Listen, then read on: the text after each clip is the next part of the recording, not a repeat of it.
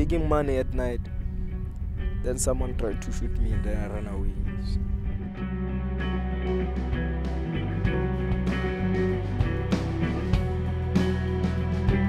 I was begging in the robot. It was like around 9 o'clock. Then the car just stopped with four guys in the car. The driver took out the gun and then he said I must run that guy. And then I ran. Then he followed me with that car and then I ran until I get the passage. And it's twice. It's not once, it's twice. It's very bad in the street. You cannot live free in life when you are young.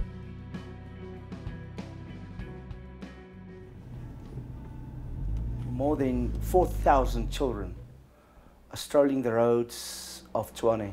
My dream is to remove all of those children that are in the street suffering, to have a better place. We've got a vision that says that we want to change the destiny of children living and working on the streets of Tshwane. To put them in a safe place where they can live better.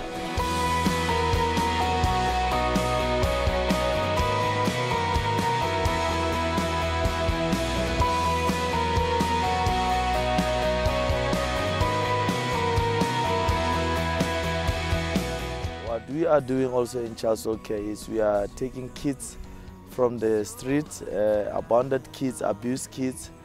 Those are the kids that we are more focused on them. At this moment in time, the house that we have can accommodate 30 boys. And these boys are from the age of 8 years until 18 years old. We are catering for those children who are really vulnerable, and always they are children at risk. The main purpose is to get him back to his parents or with families.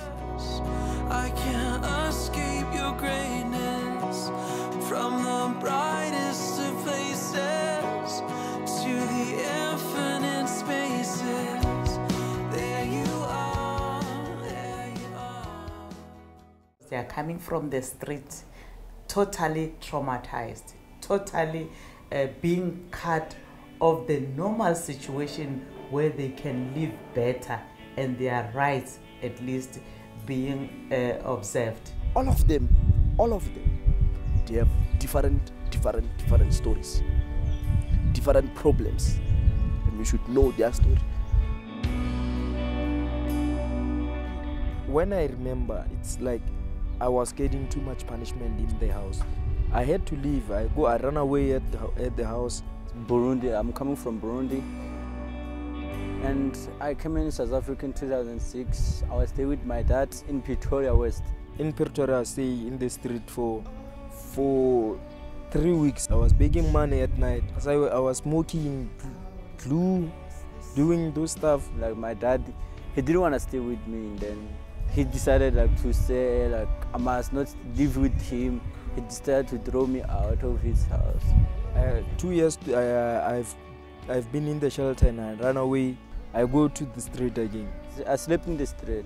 I didn't know what to do. I didn't know where to go. I didn't know what to sleep. I didn't know what to have to eat. I came back. I stay here. And then I had to run away again. I went back to my school. I told them my situation. Then they decided to bring me to this shelter here. I go back to the shelter for 2 years again. Then I ran away. Then I came to the shelter now. Even now I'm still in the shelter and I'm staying in the shelter, which is good. Yeah. Being in the street, it's not good because it's not safe. Number one, it's not safe. There are bullies on the street and all those things. Or maybe there are people they are fighting. You are there. You see, you can get any injury anytime. As I say, there's no protection in the street. The only way to keep yourself comfort, it was to smoke, see that glue or dacha or even sniff petrol. Those were things that were happening. I know there are people who like to give these kids money and all those things. But therefore, you are only giving them money to go and buy glue or dacha or all those things. People, what they do is, when they see you, they give you money. And if they give money out to boys on the street, they actually harm them more.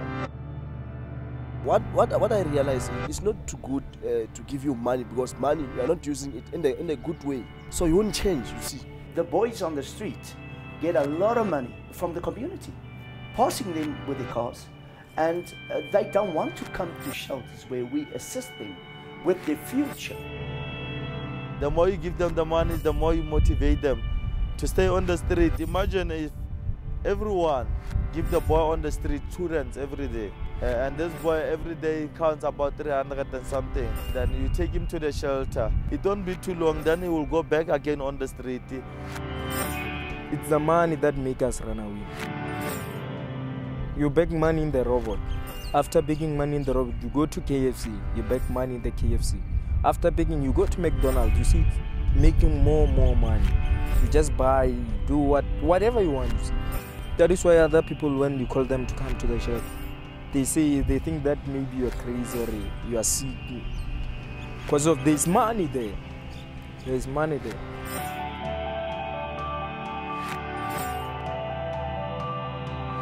They must not provide them with the money.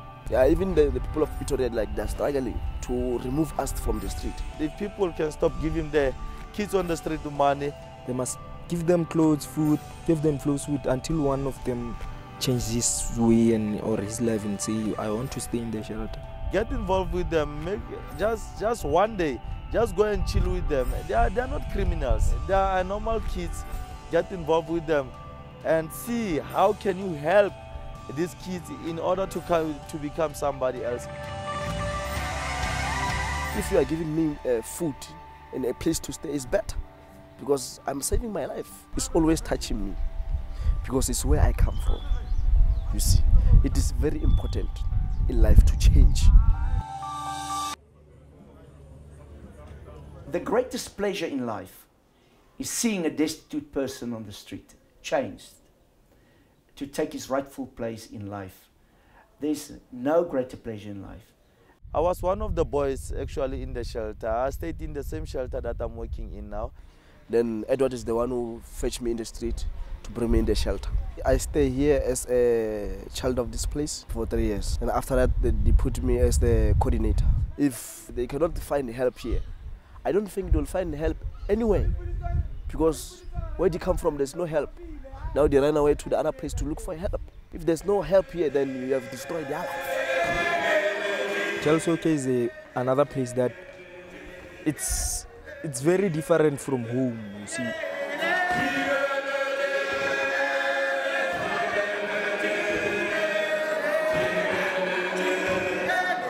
When you are staying in Salvokop, your life can change, you see. You can change many things in you see.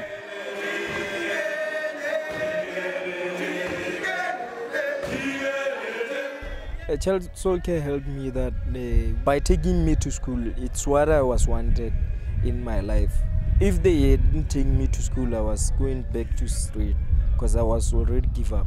So they take me back to school, then now I'm fine. So that is how I changed my life. It's very important for those people to change, to have a better life, a better future. And if ever I'm faithless, I can't escape your greatness. We need more volunteers in South Africa. People, they can involve in this kind of places, not only in Salvokop, in the whole Pretoria, in the whole South Africa. We need more people to get involved in such organizations. We need more hands. They need people around to support them. Just being there emotionally for the boy, because that is the biggest need. To guide them, to support them, not to go back to the street. The more you keep them busy, the more you take their mind off negative stuff. We need people to come and volunteer, especially in helping these boys with their homeworks. Take him out on a weekend. They can come through the week and find out how the boy is. People that can come and coordinate our sports activities. If you know yourself that you are not doing something that you want to get involved in, please contact us, and we will therefore see how can you get involved into the organizations. It's all about relationship, to help those children to grow up. It's not good to grow up alone. The seed that you are planting in these boys, it will grow very nicely and good.